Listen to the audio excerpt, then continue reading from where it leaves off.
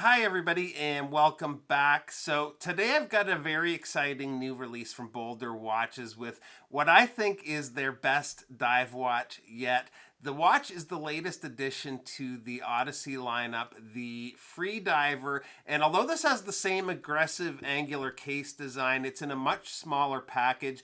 They've also refined the finish work on the watch. They've added a quick release bracelet, and the end result, I think, is a very cool dive watch. So let's check it out.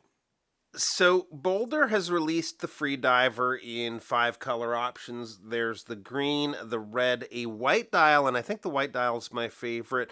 There's a blue, and finally this Meteorite dial. This dial is made from a 4 billion-year-old meteorite, and I'm going to put the name up on screen here, and I'm sure I'm going to mispronounce it, but it's named Muonyan Alusta, and I'm sure that is the worst pronunciation I've made ever on the channel. But what's cool about this versus some of the meteorite dials I've seen lately is first the texture, and secondly how dark it is. The last couple of meteorite dials I've had on the channel were a much lighter gray. They looked cool too, but this goes perfect for this watch. One thing I've always liked about Boldr's Odyssey lineup was the very unique angular case designs. The one downside is they are very large. You definitely feel them on wrist. I think most of the Odyssey line is 45 to 46 millimeters and quite thick too, but the Freediver is going to work on a lot more wrist sizes with a case width of about 40 millimeters. So we've got the pretty well the same case design as the larger Odysseys with those great angles and lines, but they've changed the finish up a little by adding this band of polish work along the edge of the lugs and the top of the crown guards. Gives it more of an interesting look, I find, versus an all matte finish.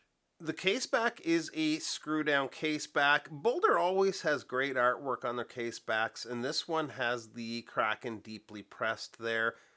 The crown is large, very easy to use. We've got pretty good winding action. No problems setting your time and date, and screws back in smoothly. The dial's an easy to read layout with the handset and hour markers. I like that they went with the slightly bigger numerals at the 3, 9, and 12. Love how the textures on the dial catch the light at different angles. Nice looking handset there, and the little orange accent on the tip of the second hand looks good. I didn't notice it at first, but there's actually a small orange marker at the 12 on the raised minute track too, which is a cool little detail. The loom is quite good. It's that beautiful icy blue BGW9, and we've even got the bezel loomed up on the markers. This is a prototype, so I wouldn't be surprised if it's even a little better on production models, but as is, it is very solid. The bezel has a tight, solid action. Not tight that it's hard to turn, but a good amount of resistance. The insert is a black matte ceramic. 120 click bezel. The way they did the grips look really good, and they're also easy to use, and everything is lining up just right.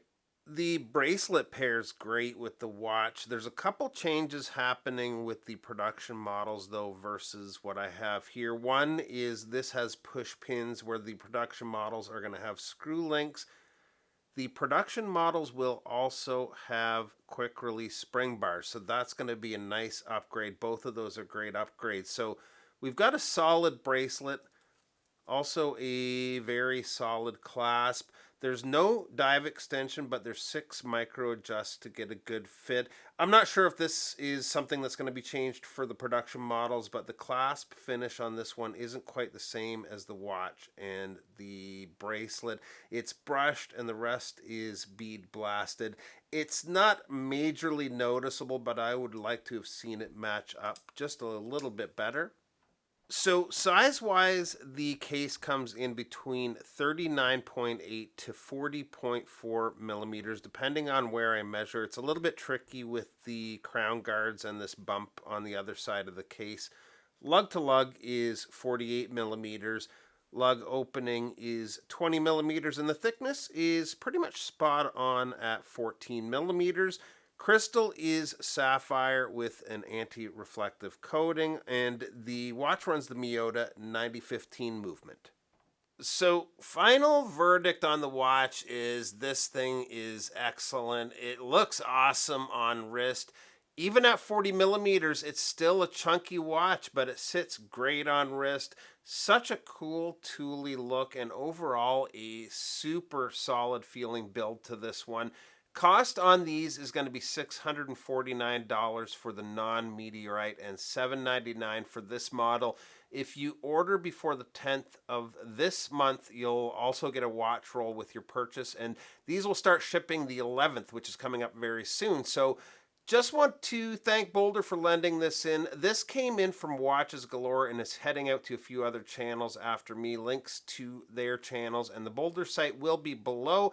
Appreciate you taking a few minutes to stop by today, and we'll see you real soon. Bye-bye.